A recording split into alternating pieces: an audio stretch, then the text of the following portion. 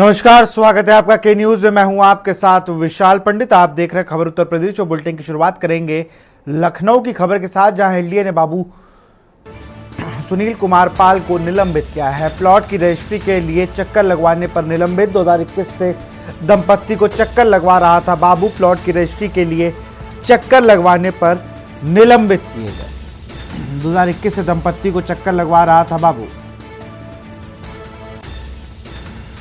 लापरवाही बरतने पर मंडलायुक्त ने किया निलंबित।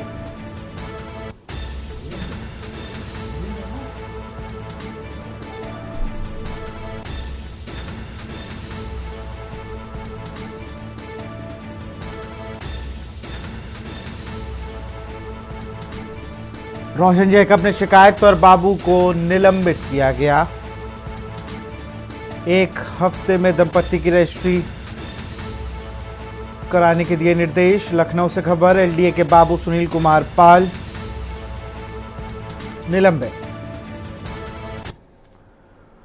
रायबरेली से खबर है, एसडीएम न्यायिक कोर्ट में पकड़ा गया व्यक्ति। एसडीएम न्यायिक कोर्ट में पकड़ा गया संदिग्ध व्यक्ति के पास से बरामद हुई कई मोहरें। अलग अलग विभाग की पाई गई कई मोहरें। सूचना पर पहुंची पुलिस ने युवक को पकड़ा। युवक ने पुलिस उससे कर रही है पूछताछ। कोतवाली के कलेक्ट्रेट परिसर का ये पूरा मामला। अलग अलग विभाग की पाई गई मोहरें।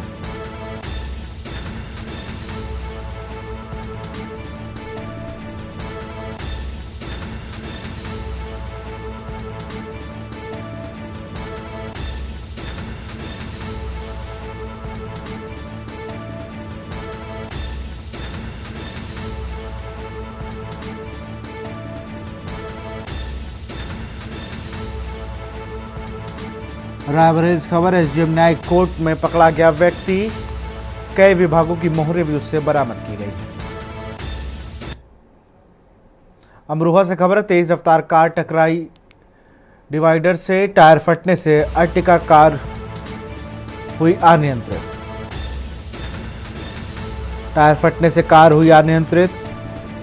डिवाइडर से टकराई कार बुरी तरह क्षतिग्रस्त। कार के उड़े पर कच्चे। हादसे में कई लोग घायल। हाईवे किनारे स्थित सलारपुर गांव का पूरा मामला।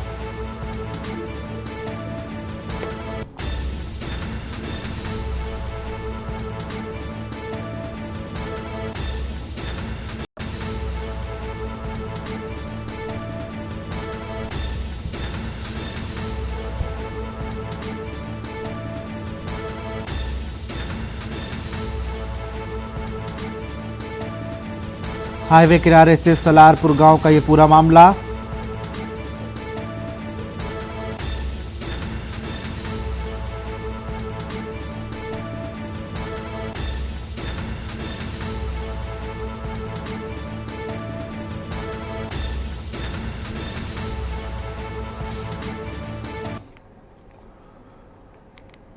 कुशीनगर से खबर है, कोटे में चयन में धांधली को लेकर प्रदर्शन। चयन में धांधली को लेकर ग्रामीणों ने किया प्रदर्शन।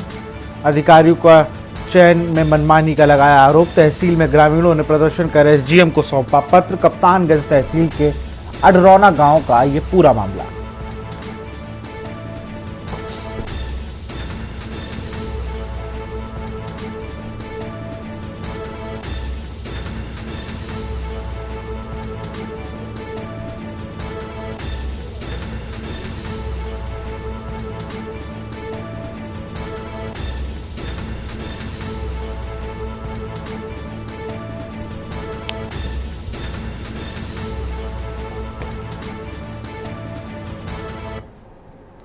आगरा से खबर है, डौकी पुलिस को मिली बड़ी सफलता। पुलिस ने 5 छात्र चोरों को किया गिरफ्तार। चोरी की मोटर, टेम्पो, कई किलो तांबे का तार बरामद। 3 महीने पहले कारपेट फैक्ट्री में लगी थी आग।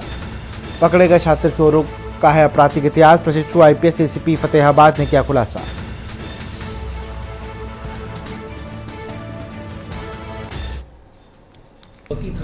एसएचओ अंडर ट्रेनिंग सीओ, इनके नेतृत्व में हमारी डौकी पुलिस और पूर्वी जोन की सर्विलांस टीम के द्वारा करीब 3 महीने पहले एक फैक्ट्री जिसमें उसका पत्थरों में सजावट का काम होता था, वहाँ पर चोरी हमारी सर्विलांस टीम प्लस डॉकी की टीम ने इस घटना का वहाँ से कुछ मोटर्स चोरी हुए थे। फतेहपुर से खबर है, लाखों की चोरी का पुलिस ने किया खुलासा। पुलिस ने 2 शातिर चोरों का किया गिरफ्तार। पीरनपुर में चोरी की वारदात को दिया था अंजाम। जेवर, कैश, चोरी करने के उपकरण व मोबाइल बरामद। सीसीटीवी की मदद से पुलिस ने घटना का किया खुलासा। क्षेत्राधिकारी नगर सुशील द्विवेदी ने अपील की, लोगों से घरों से सील लगवाने की अपील। आरोपी अशफाक व मुशर्रफ पर दर्ज है कई मुकदमे। कोतवाली के गढ़ीवा के समीप से किया गया गिरफ्तार।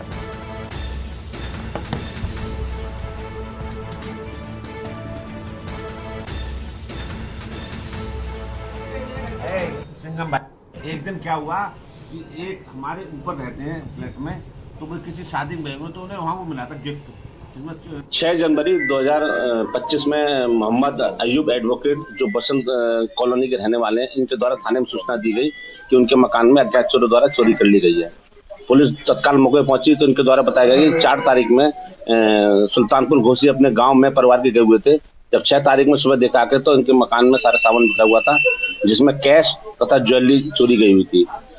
पुलिस अधीक्षक महोदय द्वारा इसके सफल निर्देशन में उनके द्वारा जो टीम बनाई गई थी, उसमें कोतवाली नगर की टीम, सर्विलांस की टीम तथा स्वाट टीम द्वारा क्षेत्र के सीसीटीवी खंगाले गए और सीसीटीवी के आधार पर 2 व्यक्तियों की पहचान की गई। रायबरेली से खबर है, जहां महाकुंभ को लेकर पुलिस अलर्ट मोड पर है। पुलिस लाइन से निकाला गया फ्लैग मार्च, प्रमुख चौराहों से निकाला गया फ्लैग मार्च। सुरक्षा व्यवस्था के दृष्टिगत निकाला गया फ्लैग मार्च। रायबरेली होते हुए प्रयागराज जाएंगे कई श्रद्धालु। रायबरेली से खबर, महाकुंभ को लेकर पुलिस अलर्ट।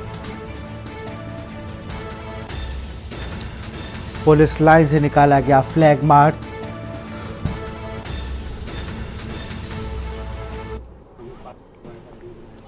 13 जनवरी से प्रयागराज में होने वाले महाकुंभ को लेकर के रायबरेली पुलिस प्रशासन पूरी तरह से अलर्ट मोड पे दिखाई दे रहा है। रायबरेली में रायबरेली पुलिस व एसएसबी की टीम के द्वारा रायबरेली शहर भर में पैदल मार्च किया जा रहा है, क्योंकि रायबरेली जो इलाका है वो लखनऊ और इलाहाबाद के बीच में है। तो जो भी आला अधिकारी या मंत्री निकलेंगे उनको लेकर के यहाँ पे पूरी तरह से जो श्रद्धालु हैं एक्टिव नजर आ रही है रायबरेली पुलिस। ये देख सकते हैं रायबरेली शहर का सिविल लाइन चौराहा है, जहाँ पे एसएसबी की टीम और स्थानीय पुलिस के द्वारा यहाँ पे फ्लैग मार्च किया जा रहा है। हमारे साथ बातचीत यहाँ पर पुलिस अधीक्षक संजीव कुमार सिन्हा जी हैं। तो सर, देखा जाए तो लगातार आज फ्लैग मार्च किया जा रहा है, किस नज़रिए से फ्लैग मार्च किया जा रहा है और कौन कौन सी टीम के द्वारा फ्लैग मार्च हो रहा है?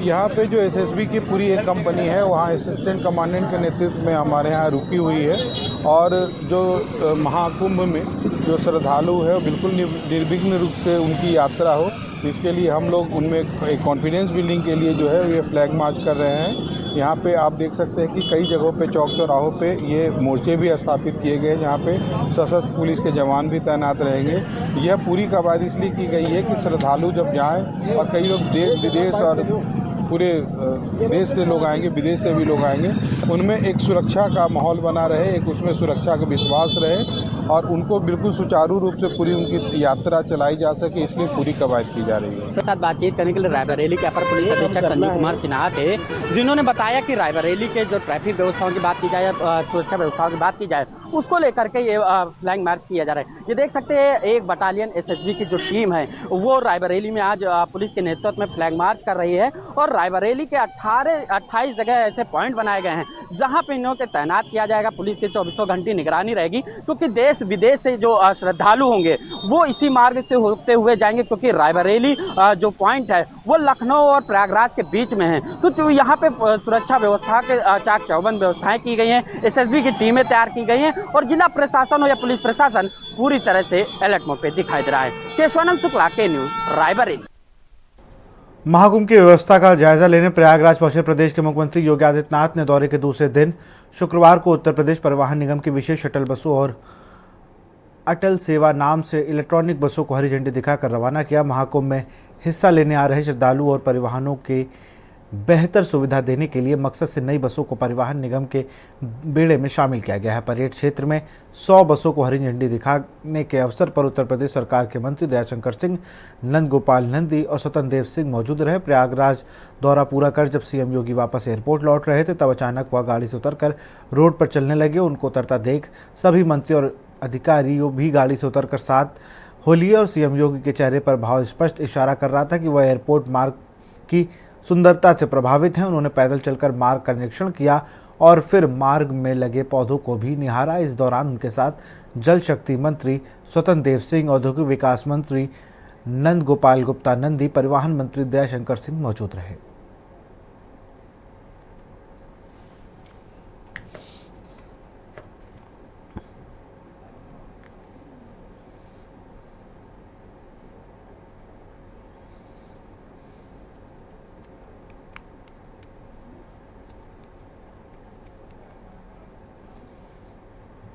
खबर प्रयागराज से है। महाकुंभ मेला क्षेत्र में आने वाले श्रद्धालुओं को यूपी में जल जीवन मिशन की उपलब्धियों से रूबरू हो सकेंगे। इसके लिए जल शक्ति मंत्री स्वतंत्र देव सिंह ने शुक्रवार को महाकुंभ मेला क्षेत्र में राज्य स्वच्छता एवं पेयजल मिशन द्वारा बनाए गए स्वच्छ सुजल गांव का उद्घाटन किया। नारियल फोड़कर स्वच्छ सुजल गांव का उद्घाटन करने के बाद जल शक्ति मंत्री ने भगवान शिव जी की प्रतिमा का माल्यार्पण किया और स्वच्छ सुजल गांव में बने जल मंदिर में बैठकर जल शक्ति मंत्री ने पूजा अर्चना कर प्रदेशवासियों के सुख समृद्धि की मंगल कामना की। महाकुंभ मेला क्षेत्र में करीब 40,000 वर्ग फीट क्षेत्र में फैले इस अत्याधुनिक प्रोटोटाइप गांव के बारे में बताते हुए जल शक्ति मंत्री ने कहा कि इसे जल जीवन मिशन के पहले बुंदेलखंड और जल जीवन मिशन योजना के बाद के बुंदेलखंड और प्रदेश के अन्य हिस्सों में आए परिवर्तन को दिखाया गया है। जल शक्ति मंत्री ने कहा कि घर घर नल से जल पहुंच रहा है, इससे लोगों के जीवन में परिवर्तन आया है। उन्होंने कहा कि अब तक पूरे प्रदेश में 2 करोड़ 35 लाख रुपए तक का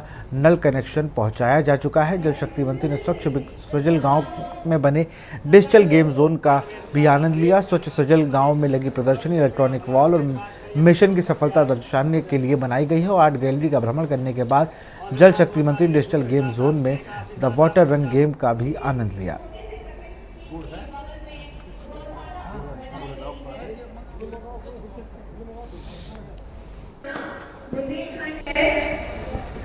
तो हम इस तरफ हम चलेंगे और हम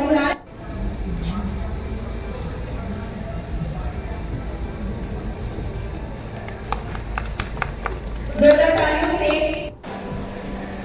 इसमें हर चीज का विवरण दिया गया है कि हम जोरदार तालियों से इस किताब का विमोचन हमारे मंत्री जी द्वारा हो रहा है। आप सभी लोग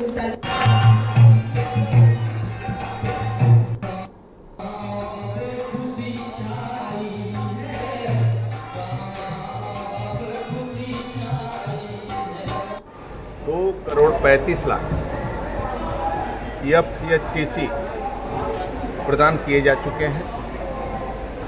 महाकुंभ में जल जीवन मिशन के अंतर्गत स्वच्छ सुजल गांव की स्थापना की गई है।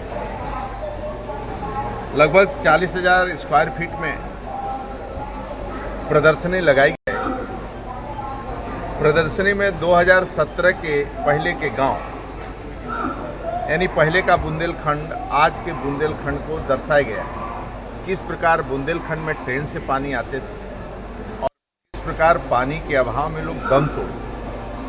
आज बुंदेलखंड में 2017 के बाद यानी 2019 से जब जल जीवन मिशन शुरू हुआ, आदरणीय मोदी जी के नेतृत्व में, राज्य के अंदर आदरणीय योगी जी के नेतृत्व में आज घर घर नल पहुंच रहा है, नल से शुद्ध पानी पहुंच रहा है, जिसके जीवन में आमूलचूल परिवर्तन आ रहा है।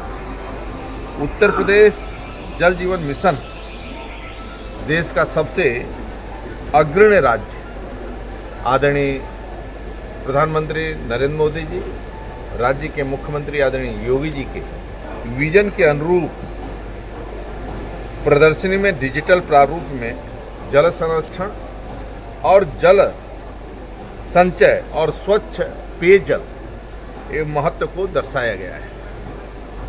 प्रदर्शनी में जलधारा और द लाइफ लाइन नाम से पुस्तक और डिजिटल वीडियो सीरीज का शुभारंभ किया गया है।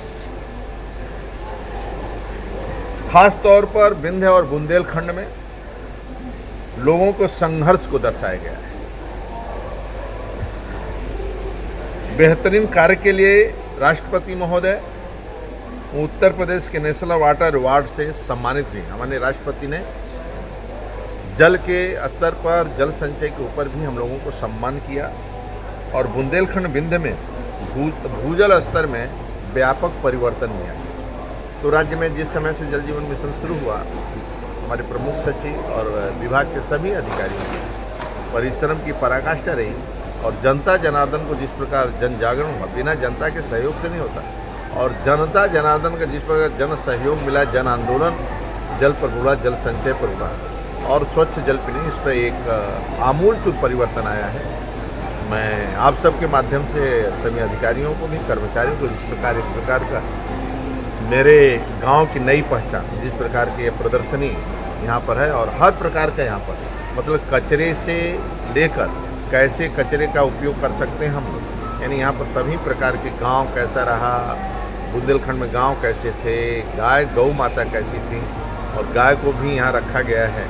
इसलिए यहाँ की प्रदर्शनी का आज शुभारम्भ हुआ है और आने वाले समय भी और परिवर्तन राज्य के अंदर आएगा और जो शेष भी बचे उनको भी गांव में हम लोग पानी पहुंचाएंगे। बहुत बहुत धन्यवाद। हाँ सर, किस तरीके से तस्वीरें बदली हैं? ये इस पंडाल में आप देखोगे तो पूरे एक गांव की तस्वीर उभर करके आई है।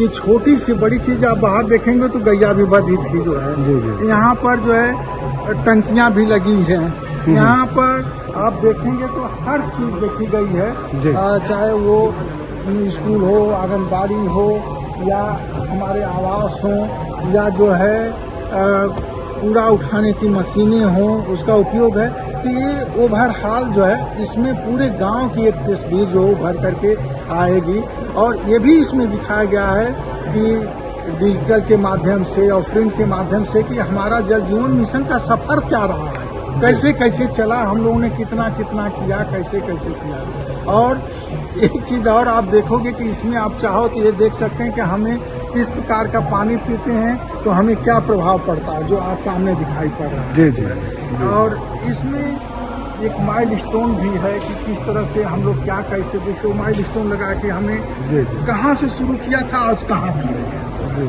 तो आप शुरू से देखेंगे तो जो है हमारे पानी कैसे का ग्राम सचिवालय है तो क्या है, हमारी दुकानें हैं। और एक चीज़ उधर आप जाएंगे देखेंगे तो हर गांव में हमारे 5 महिलाएं प्रशिक्षित की गई हैं जो कि अपने उनको किट्स दिया गया है जिसके माध्यम से वो पानी की शुद्धता की जांच करती हैं। जो हमारे यहाँ पानी जा रहा है उसमें कोई गड़बड़ी तो नहीं है, जो उसको वो देखती हैं कि ये शुद्ध है कि नहीं। और इस तरह से हमारा आज का आप एक चीज़ और देखिए कि कुछ आपको पूरब के जिलों में पहले आपको ये पता चलता था कि अशुद्ध पानी पीने से जो है कि ये बीमारी आ गई।